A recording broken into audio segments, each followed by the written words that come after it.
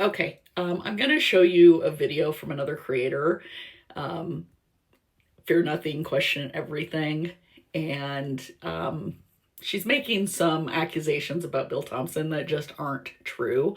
So I'm going to stop it at parts and discuss where she is completely off base. That Goldberger returned to the murder scene just a few hours after brutally stabbing his 4 victims to death, but before their bodies had been discovered by their surviving roommates. Now, I'm sorry, see if you're one of the people who've been saying pro-burger this and pro-burger that, hang your head in shame. Okay, first problem is she's using People magazine as a source. People summarized the plea hearing, and they really didn't do a very good job of it because they put words into Bill Thompson's mouth that he never actually said. And People throughout this case has been wrong quite a few times. So the only thing that should be getting used as a source is the actual documents and the things that were said at court hearings. So I'm going to play for you what Bill Thompson said at the hearing. Later that morning, this Sunday, the 13th of November of 2022, Mr. Koberger's phone returned to the area of King Road. We don't know exactly what he did, but it returned to that area. It's about 9 o'clock in the morning. He was there for about 10 minutes and then returned to his Pullman residence. Okay, did you catch what he said? He said his phone returned to the area. Now, he never said he returned to the crime scene, okay? Just the area. And keep in mind what he said about the phone returning to the area, because that's going to be important as we listen to some more of this content creator's video. Here's the police report stating that they identified the car because of its shark fin style antenna. Here's apparently Brian returning to the scene of the crime the morning of the murders. This is Bill Thompson, the lead prosecutor. Him that never told any lies. Pause it, zoom into that car.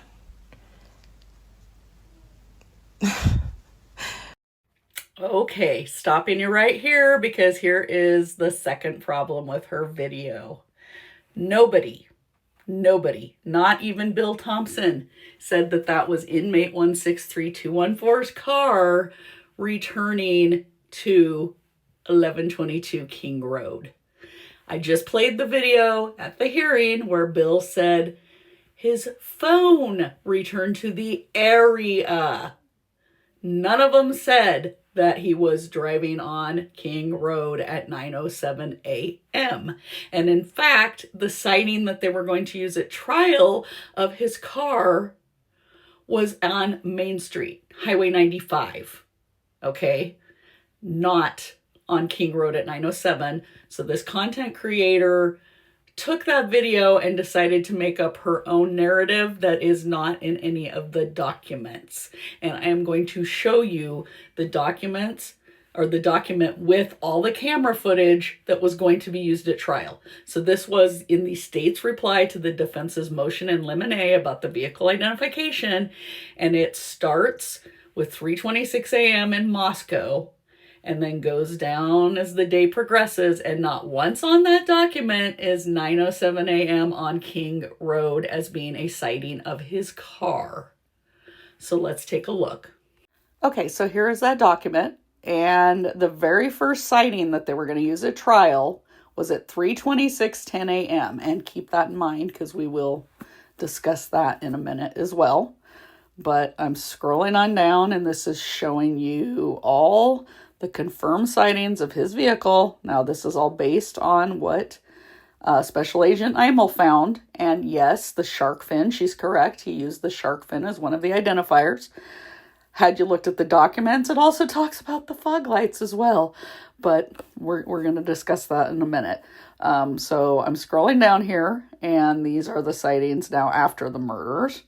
And if you look, I'm going to pull up here and pause on this next page right here, because this has later in the morning in Moscow, 9:12:59 a.m. If you see that down there right before the page break, 9:12:59 a.m., 1311 South Main Street in Moscow, Idaho. That was the sighting they were going to use at trial. No sighting is listed there at 9:07 a.m. on King Road. And like I said, Bill Thompson only said his cell phone was in the area. They never said they had a sighting of his car on King Road after 9 a.m. that morning. This 9:12:59 on Highway 95 was what was going to be used at trial. Oh my goodness. The truth always prevails though. I'm just so glad that I've maintained it. And here's Brian's car. It's absolutely, they're fucking liars, and I always say it, and it gets me really angry. 4 people lost their lives and the police just lied about it. Lied about everything just to lock up an innocent man. Okay, stopping you right here because here is the second problem with her video. Nobody, not even Bill Thompson, said that that was inmate 163214's car returning to 1122 King Road. I just played the video at the hearing where Bill said his phone returned to the area. None of them said that he was driving on King Road at 9:07 a.m. And in fact, the sighting that they were going to use at trial of his car was on Main Street, Highway 95. Okay?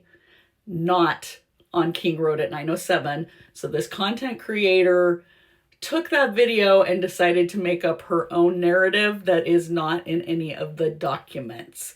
And I am going to show you the documents, or the document with all the camera footage that was going to be used at trial. So this was in the state's reply to the defense's motion in limine about the vehicle identification. And it starts with 3:26 a.m. in Moscow, and then goes down as the day progresses, and not once on that document is 9:07 a.m. on King Road as being a sighting of his car. So let's take a look. Okay, so sightings in the Moscow, Idaho, Pullman, Washington area. See the very first entry on there? 3:26:10 a.m. Indian Hills Drive. A vehicle matching the description of vehicle 1 is seen driving westbound on Indian Hills Drive. That is the first sighting of the car they were going to use at trial, folks.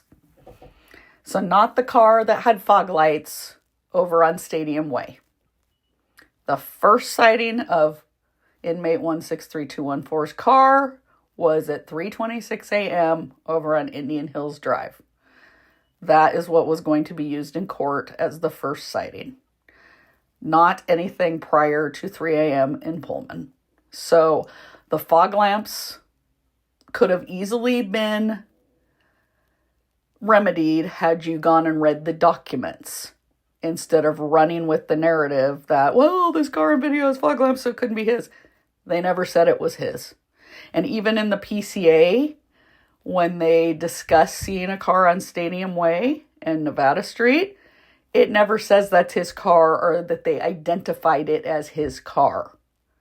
Okay? You go back and read that. Okay, hopefully that cleared up some confusion. And if you see people still not understanding this, you can advise them where to go in the documents and let them know that no, Bill Thompson or anybody else said that that was his car at 9:07 a.m. on King Road. And no, they weren't saying that the car with the fog lights over in Pullman before 3 a.m. was his either. So just everything's in the documents, folks.